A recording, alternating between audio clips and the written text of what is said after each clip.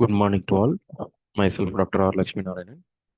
Today's session, we are going to discuss about data types and variables using Java and access specifiers. So this is the today's topic we are going to discuss about today. And in previous session, we have discussed about constructor. So in Java, we saw the basic things about how to do a constructor, like constructor overloading and types of constructors and method overloading also in the same program we have discussed. But in this today's video, we are going to discuss about the data types and different data types of Java and variables using Java. So first, we need to understand what are variables. So in the program itself, already we have discussed what is variable. So its variable is like we are passing some data types to the variable, like integer, I and T is an type of the data. So in object-oriented programming, data is very important. We are at one point we are coming to the data to be secured. We need to secure the data.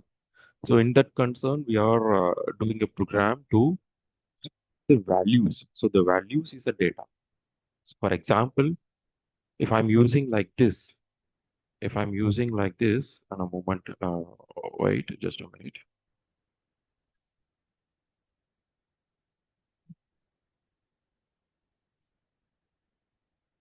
So you can see, so the here integer age is a variable, and this is the data type. So it's equal to 25. So it's a value. So this 25 will be stored in this age called as a variable name. By using this reference of this age, we can able to access the value for this age, this variable. And the type of this variable is integer type. So which type we need to store? Either a number type, number in the sense we need to call it is an integer. If you are storing like a name, then we need to say it is a string. So it is a string. So likewise, we have two different types of data types in Java. One is primitive data type and another one is non-primitive data type. So in primitive data type, these are the data types which are going to be used inside the Java programming. So the maximum we used very rarely. So the byte, it's like this is an example for the byte. That this is the small description support that like a small integer from minus 125 to plus 125. Like numbers we can be used, and short it's a 2 byte. Okay, so short is like larger integer, and integer it's a default integer type, like in previous I've discussed now. So this is the default integer type. It's a 4 byte. It's a 4 byte 16-bit. Okay, and this is the long. It's an 8 byte. It's very large. And when you are going for float, you know about a float, it's a decimal. So we need to say like this 10.5. Okay, and double, when the number is larger, then we can go for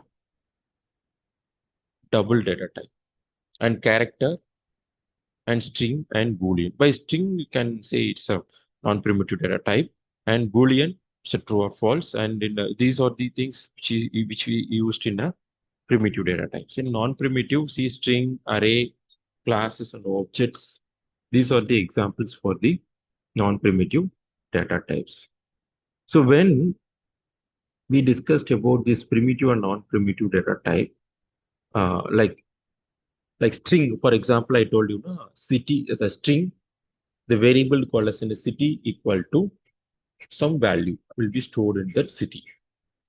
Okay, and apart from that, the typecasting is there. So it's an implicit typecasting and explicit typecasting is there, implicit and explicit, and then also we can use constant a constant, that is keyword called as a final keyword can be used. And in variables, we can say it's a local variable, instance variable, and statics variables are there. These are the variables we can be used. And A few examples are there, we can also check by typing a program with some classes. You can create a main function. So you don't need to go for class directly. You can type in a class, you can check and print like what is the string length and integer length and double length and boolean length, etc., etc. Okay. So this is about data types, and already we have discussed in Python and in C++ already we studied detailed about data types. So these are the two things like primitive and non-primitive are the data types which we used in Java. So that we need to learn because most of the things are already existing and we need to update to Java in the sense these two things you need to be concentrated. Okay. And apart from those, these things data types, we need to understand about what is modifiers. Modifiers in Java. So modifier or keyword that defines at the access level behavior or like we can say it is a scope of a classes or methods and variables. For example, when you are using public static void main and private member data member protected. So when we need to use all these things, public, private, and all these are access specifier. So so that can be used with some keyword called as a modifier, like that defines the access level of your data. Like we say, it is a behavior, or we can also say the scope of the classes or methods and variables. So in this access specifier, you can see the important method. These are the three. Uh, Mostly, like in most of the parts, we will use these three part, like public, which is accessible everywhere in a classes in methods. Also, we can be accessible, and private can be accessed within only a classes, and protected when you are going for subclasses, like when you are using an inheritance concept, that this protected can be accessible. Okay, by the default, if you are not declaring anything, it's a default. Like if you are not telling this is public and this is private and this statement is comes under protected, if you're not telling any of these three statement in access modifier, by default, it will take it is a private, accessible within the package. That is classes and methods. Okay. So this is about a Java. We can be discussing. We'll see one example program with that.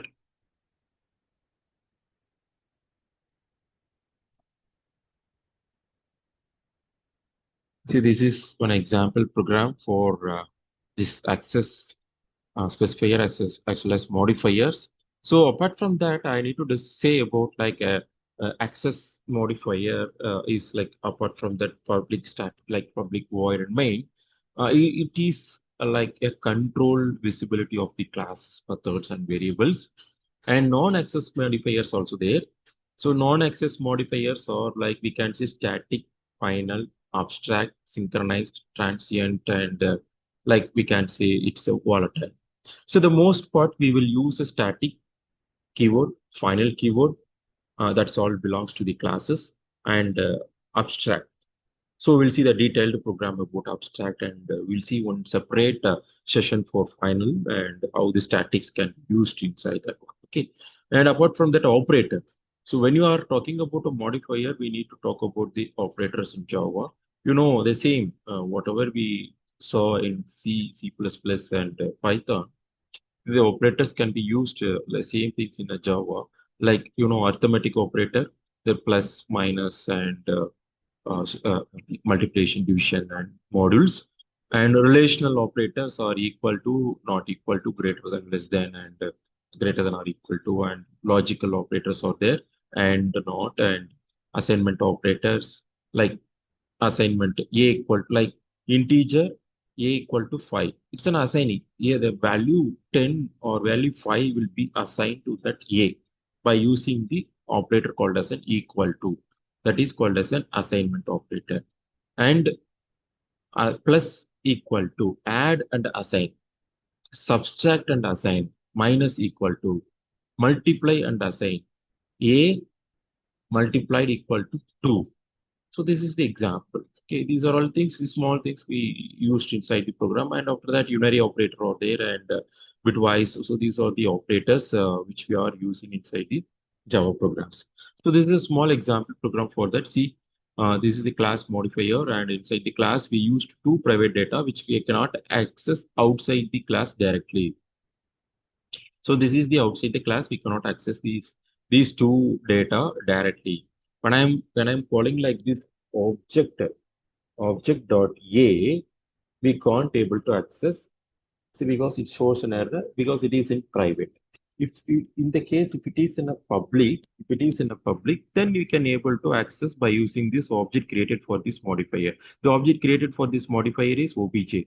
By using this obj, able to access we can able to access whatever things we used inside this class. So this is the class name. So this is the data and this is the method. If you want to access the method, see, these three things will be printed. So for that, we need to create an object. So this is syntax for creating an object. Then we have to call the object by using this obj dot operate. And this is the plus operator, and this is like you see, this is the equal to assignment operator, equal to, like we are checking. Okay, either a equal to b. So it will check either it is true or false. Okay, and the condition. So this is by using the and condition. If a equal to a greater than 0 and b greater than 0, either it is true or false. So both, if it is condition is satisfied, then it will be true, like boolean, like and conditions. Okay, so that's it about today's sessions about like data types, variables, modifiers, and operators in Java. Thank you.